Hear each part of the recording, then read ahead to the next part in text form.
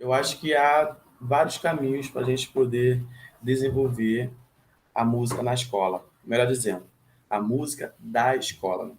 A gente sempre tem essas proposições, né, que a gente vai entrar na escola, vai desenvolver os nossos trabalhos que a gente planeja, né, pesquisa, faz curso de formação, né, e quando chega, né, no chão da escola, existe um outro tipo de música. Não é aquela música que a gente está habituadamente a ouvir. Eu tenho um perfil um pouco diferente do que as faculdades, né, as universidades de música, né, formam. Né? Eu sou de favela, né, nasci e criado em favela, na comunidade de Santa Marta, em Botafogo, aqui no Rio de Janeiro.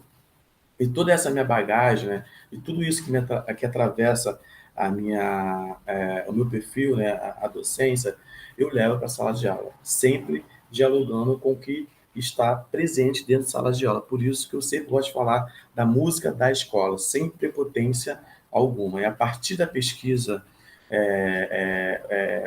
focal de cada grupo, né, de ano, melhor dizendo, né, primeiro, segundo, terceiro, quarto, quinto ano, a gente vai propondo os processos pedagógicos em música para cada ano, pensando aquilo que eles estão aprendendo, né? Vivenciando no momento culturalmente. Né?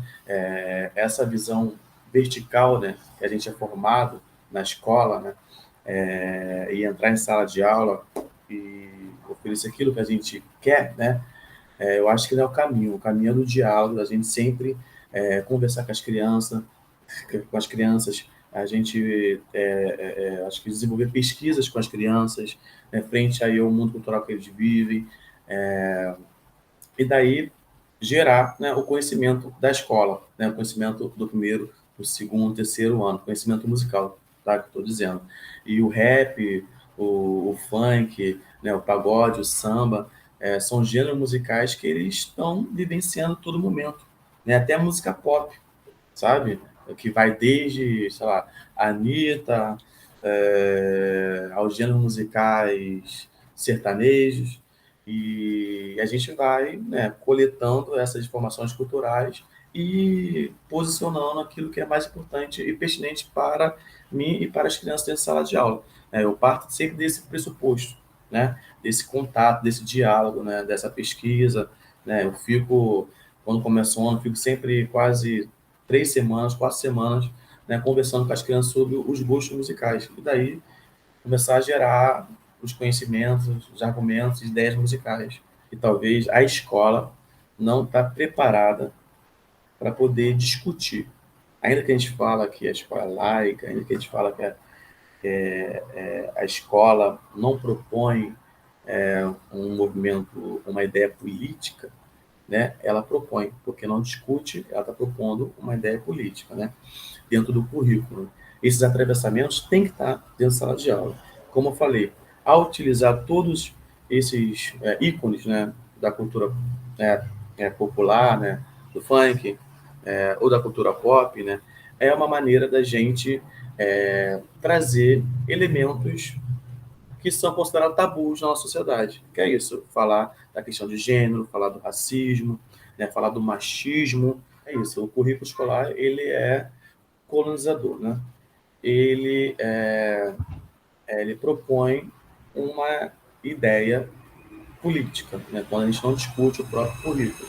Frente a isso, né, trazer as músicas desses ícones, da Isa, da Anitta, da Pablo Vittar, é uma maneira da gente discutir os conteúdos que atravessam a minha vida, a vida das crianças, né, e da sociedade de maneira geral. Porque são discursos considerados tabus. Né?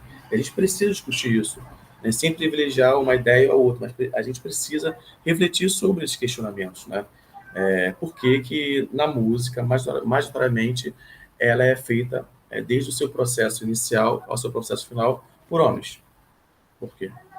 Por que que a gente só tem uma ícone drag king na música?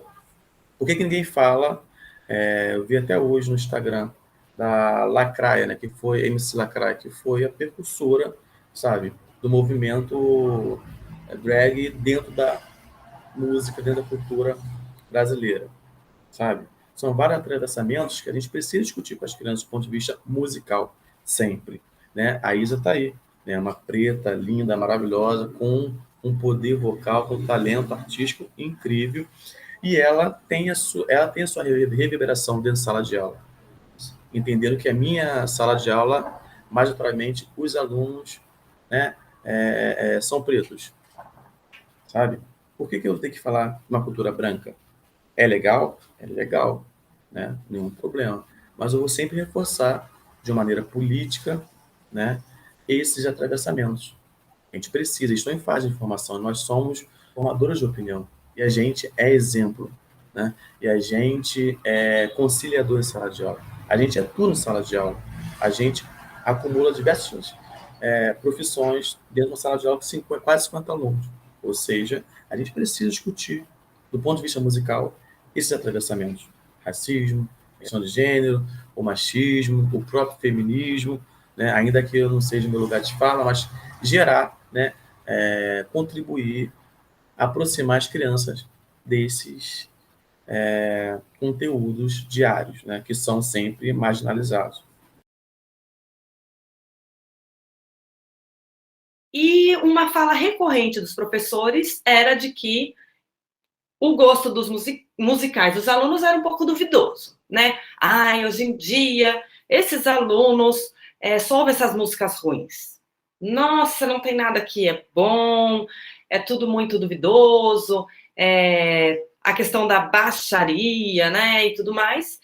E eu ficava pensando, para ele dizer isso, do que os alunos ouviam, o que ele sabia, né, do gosto dos alunos, e o que ele, então, escutava, né, já que ele julgava tão fortemente ali o gosto musical dos alunos, né, e era sempre uma questão recorrente dentro da escola. Eu comecei a perceber que em momentos dentro da escola, né, em que os professores se reuniam, as músicas que eram tocadas, né, em algum tipo de festa, comemoração dentro da escola, eram exatamente as músicas que os alunos me relatavam escutar dentro de sala de aula. Olha, os gêneros musicais comuns que eu pude perceber que apareciam era o pagode, era algo que era muito recorrente, as músicas pop que estavam tocando no momento,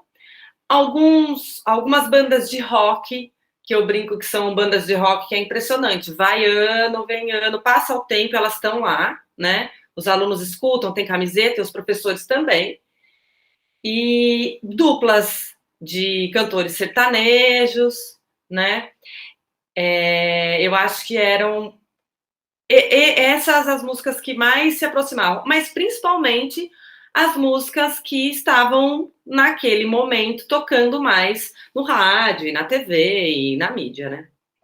Eu então comecei a perceber que o funk era um gênero musical que os professores eles escutavam, por exemplo, nas festas, na escola, não assumiam que gostavam, não falavam sobre isso para os alunos, né?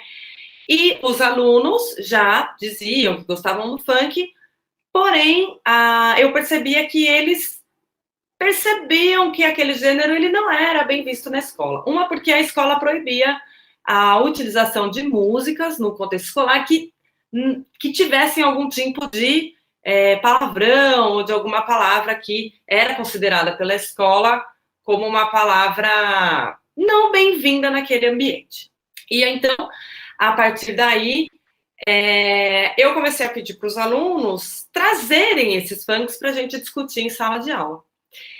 E comecei a perceber que eles já traziam para mim os funks com um certo filtro.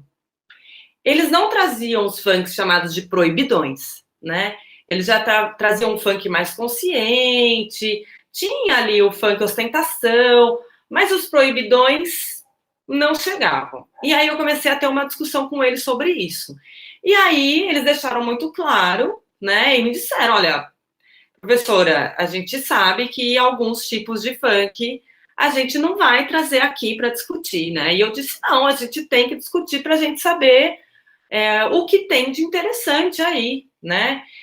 E, inclusive, algumas terminologias que eles usavam para falar uns com os outros eram palavras que vinham, que não que vinham do funk, mas que também eram utilizadas pelo funk e que eram, assim, execradas pelos professores. Tipo, não, ele não pode utilizar essa palavra, isso não pode aparecer e tal. Mas era algo que vinha do repertório deles, cultural e do próprio bairro, porque um dos funkeiros mais apreciados pela turma era um MC do próprio bairro, da própria região. Então era algo que para eles era muito legítimo, né? E para os professores era algo que não podia ser, né? Então tinha essa disparidade aí. As meninas, vamos dizer assim, que elas já compreendiam melhor a letra da canção. E a gente, juntos, o que nós fizemos? Nós pegamos os funks que eles trouxeram e a gente foi fazendo uma interpretação. E aí, durante a interpretação, né, eles mesmo iam lendo e a gente ia estrofe por estrofe, fazendo a interpretação, se esbarrou na questão, né, a gente resvalou aí na questão que o funk, principalmente ostentação e proibidão, tratava a mulher aí como um objeto, né? E isso foi algo que chegou-se à conclusão na interpretação das músicas. E, é claro, as meninas muito revoltadas em relação a isso, os meninos, por um momento, meio que ficaram silenciados, não quiseram muito se posicionar, porém, no final de tudo, a grande questão foi: a gente sabe disso, a gente sabe o teor das músicas, nós estamos escutando, porém a gente gosta da batida e a gente gosta de curtir isso nas festas. É isso, não vemos um problema muito grande em relação a isso, já que compreendemos o que diz, estamos aí não de acordo, mas não estamos sendo enganados em relação ao que se diz. A gente sabe muito bem o que essas letras falam, né? Inclusive, as palavras faziam parte do repertório, do vocabulário deles, né? É muito mais do que dos professores, ou do meu vocabulário. Algumas coisas ali eu precisei pedir uma ajuda, assim, gente. Não compreendo, e eram eles quem faziam a interpretação para mim, né?